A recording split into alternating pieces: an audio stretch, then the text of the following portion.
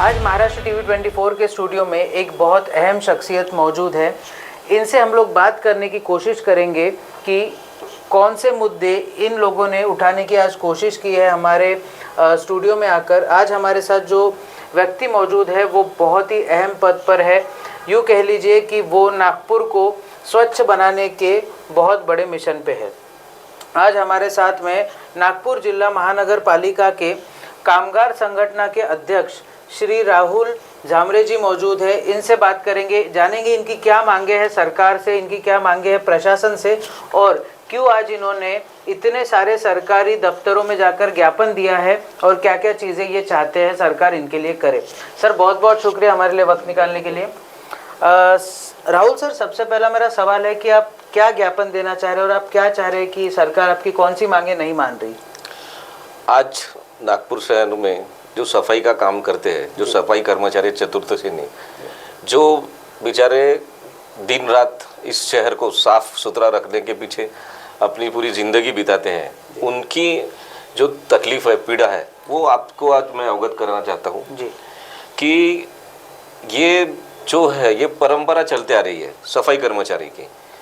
जैसी सफाई कर्मचारी का अगर कोई लड़का रहता है तो एक लाट पागे समिति है जी, जिसमें पिता अगर मृतक भी होते हैं या सेवानिवृत्त भी होते हैं, पर वो जो समाज के लिए काम कर रहे हैं स्वच्छता का, उनके एवज में उनके बच्चों को या उनके परिवार को एक सिक्योरिटी देने के लिए शासन निर्णय ऐसा है लाटपागे कमेटी में कि उनके एक वारस को नौकरी दी जाए। बराबर। तो इस तरीके से लाटपागे समिति से उसको नौकरी मिलती है।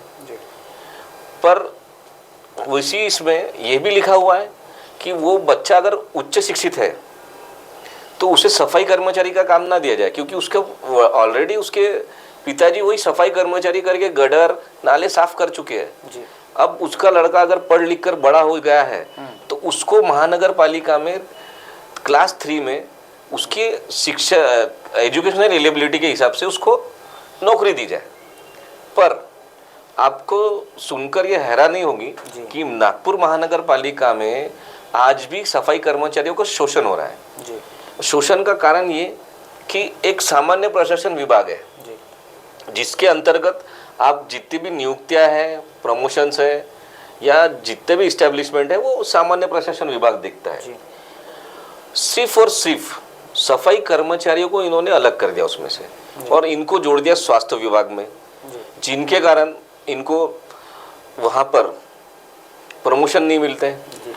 अगर वो बच्चा आज की अपना पत्रकार परिषद और आपके बीच में आने का यही उद्देश्य है कि आज जो हमारे पास में लिस्ट है 170 लोगों की, उसमें 15 इंजीनियर लड़के हैं, 5 MBA लड़के हैं और बाकी सब ग्रेजुएट लड़के हैं। ये सब आज नागपुर शहर में सफाई का काम कर रहे हैं और नाले पे काम कर रहे हैं, गटर पे काम कर रहे हैं। जबकि सामान्य प्रशासन विभाग में वो भी डायरेक्ट भर्ती होते हैं, जैसे लाटपागे में भर्ती हो रही है, क्योंकि इनके वर्ल्डों की देन है, इन्होंने साफ सफाई की, इसलिए इनको यहाँ पर उनकी इसमें दिया है। पर सामान्य प्रशासन विभाग में अगर कोई मृत्यु होता है कर्मचारी सेवा पे रहते हुए तो उनके लड़कों को अनुकंपा में लिया जाता है, उनको भी क्लास 4 में लिया जाता है, पर उसको 3 साल में क्लास 3 में लेके जाया जाता है। पर यही नियम एक ही संस्था में सामान्य प्रशासन विभाग के लिए अलग है और सफाई कर्मचारियों के अलग है, जिस कारण उच्च शिक्षित होने के बाद भी सफाई कर्मचारी ये सफाई कर्मचारी रहता है। उसका प्रमोशन चैनल बोले तो उसके आगे वो जमदार बनेगा या जमदार बनने के बाद में वो सैनिटरी इंस्पेक्टर बनेगा। वो कहीं पर महानगर पालिका में तुमको टैक्स कलेक्टर नहीं बनते हुए दिखेगा, कहीं क्लर्क नहीं बनते हुए दिखेगा, कहीं टेक्निकल अटेंडेंट बनते हुए नहीं दिखेगा।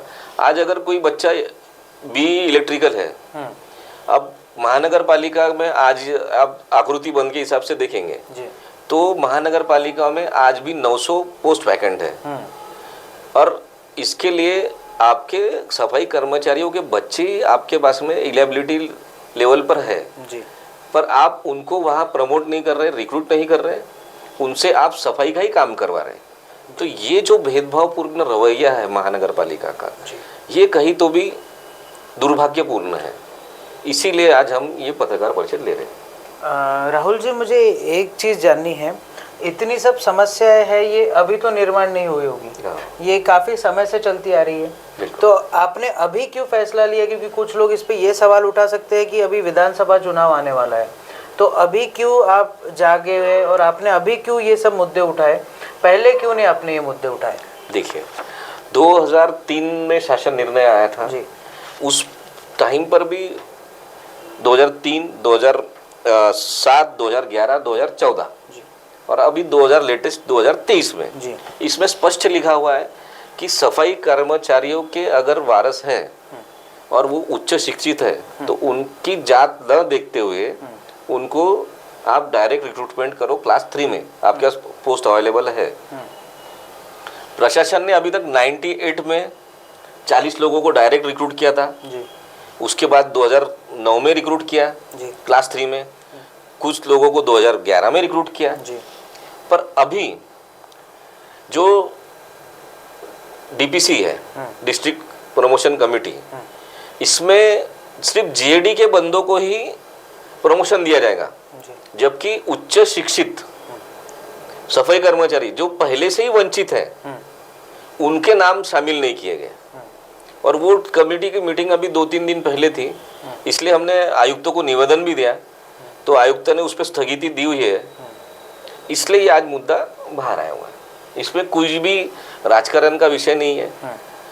अभी तक ये सब शासन निर्णय है और इसको कभी कभी इम्प्लीमेंट भी किया गया हुआ, पर इम्प्लीमेंट करते टाइम पर जो भी अधिकारी है उन्होंने अपना हित रखते हुए इसको इम्प्लीमेंट किया।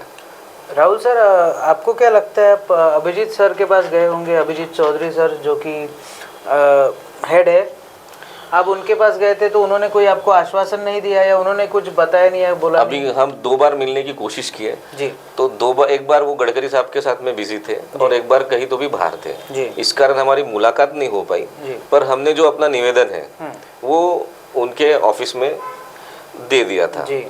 और उन पे उन्होंने स्थगिति भी लाई हुई है तृतीय और चतुर्थ कर्मचारी पे, पर उनको अगर संगठन से कोई बात करना होगा या हमारी कुछ सुनवाई लेनी होंगी तो वो हमें बुलाएंगे या फिर हम अभी आगे चल के उनका समय लेने की कोशिश करेंगे और उस पर अभी बात करेंगे। सर, क्या ऐसा हम लोग मान के चले कि अभिजीत चौधरी साहब आपको उतना वक्त नहीं दे पा रहे या इस मुद्दे को उस तरीके से नहीं वो उठा रहे कि उनको उस मुद्दे की अहमियत नहीं समझ आ रही? देखो, अब अभिजीत चौधरी साहब जो है, अगर महानगर पालिका के हिसाब से नियुक्ति के अधिकार जो है जी। वो नियुक्ति के अधिकार स्टैंडिंग कमेटी को रहते हैं और उसके इम्प्लीमेंटेशन के अधिकार आयुक्त को रहते हैं। बराबर। तो आयुक्त ही रिक्रूटिंग अथॉरिटी है, बराबर।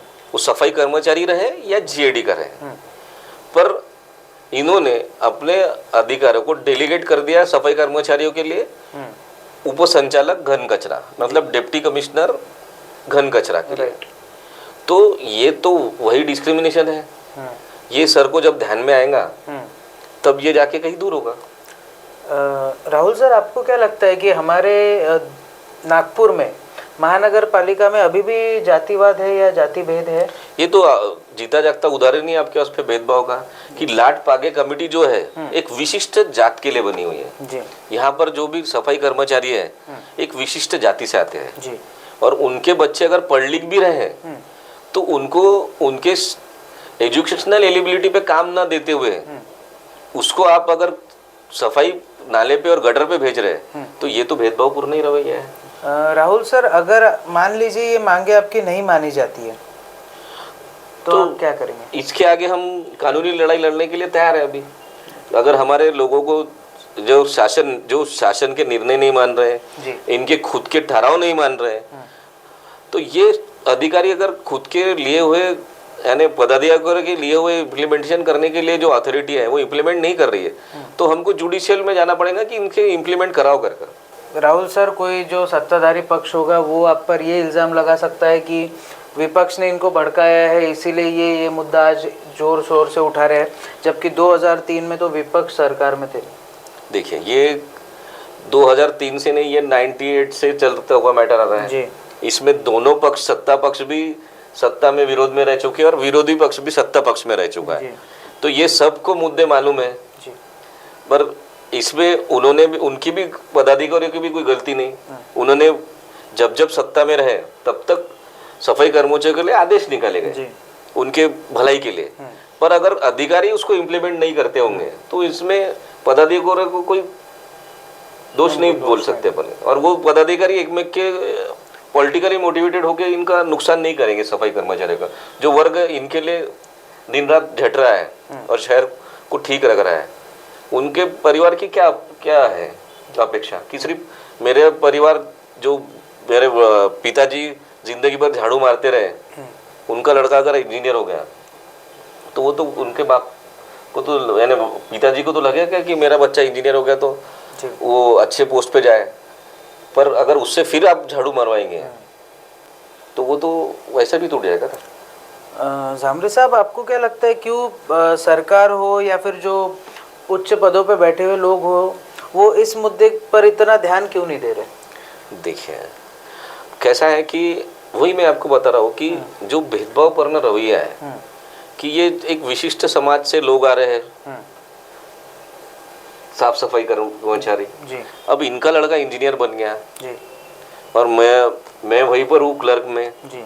अब ये लड़का आके मेरे ऊपर इंजीनियर बन जाएगा, हुक्म चलाएगा, ऐसा हुक्म चलाएगा। और ये जो सफाई कर्मचारी के बच्चे अगर सफाई कर्मचारी नहीं बनेंगे तो सफाई कौन करेगा? अगर समझ के चलो कि 10 सफाई कर्मचारियों के बच्चे हैं, 10 पढ़े लिखे हैं, अब वो 10 लोग सफाई कर्मचारी कम हो गए तो फिर शहर में दूसरे 10 सफाई कर्मचारी कहाँ से लाएंगे आप? तो ये सफाई कर्मचारियों की व्यवस्था इनको औरत रखना है, इसलिए ये एक। राहुल साहब, मैं आपसे ये पूछना चाह रहा हूँ कि आपकी मांगे क्या है? हमारी मांग इतनी है कि जिनके पिताजी या जिनके परिवारों ने साफ सफाई का काम किया जी, उनके बच्चे अगर पढ़े लिखे हो गए तो उनके एजुकेशनल क्वालिफिकेशन के हिसाब से उनको जॉब दी जाए। और वो नहीं दे पाया आप उसको नहीं, कुछ तो रिक्रूट होने के बाद में जब भी आपके पास प्रमोशन की जो पोस्ट खाली रहती है तब उनको कम से कम प्रमोशन तो भी दिया जाए, ताकि वो कुछ सफाई या नाले गटर की दलदल से निकल के साफ सुथरी जिंदगी जी पाए। बस इतनी गुजारिश है। राहुल साहब, जैसे आपने इतने बड़े बड़े मुद्दे आपने इसमें गिनाए, कोई नेता से आपको कुछ आश्वासन मिला है या किसी नेता को आपने ज्ञापन सौंपा है? नहीं, हम अभी तक कोई इसको पॉलिटिकली मोटिवेटेड नहीं करना चाहते जी।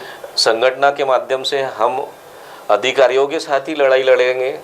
हम इसमें किसी भी पॉलिटिकल पक्ष को इन्वॉल्व नहीं करना चाहते, हम इसमें अपनी लड़ाई खुद लड़ना चाहते हैं। एक आखिरी सवाल पूछना चाहूँगा सर आपसे, अगर कोई पार्टी आपको सपोर्ट करती है इस मुद्दे पे तो क्या आप उनका सपोर्ट लेंगे? या देखो, सफाई कर्मचारी कर अगर वो सपोर्ट करती है जी तो हमको उनसे कोई तकलीफ नहीं है, उन्होंने सपोर्ट करना चाहिए। बहुत बहुत शुक्रिया सर, आपने बहुत अहम मुद्दा उठाया। तो ये थे राहुल जामरे साहब, इन्होंने एक बहुत अहम मुद्दा उठाया हमारे प्रशासन के खिलाफ, हमारी जो व्यवस्था है उसके खिलाफ, कि किस तरीके से एक काबिल व्यक्ति उसको वो काम करने दिया जा रहा है जिस काम के लिए वो बना ही नहीं है, उससे वो काम करवाया जा रहा है जो काम शायद उसकी डिग्री या उसने जो पढ़ा है उससे बिल्कुल विपरीत है। आगे ऐसी ही कोई स्पेशल स्टोरी लेकर हम आपके सामने हाजिर होंगे, तब तक के लिए आप देखते रहिए महाराष्ट्र टीवी 24।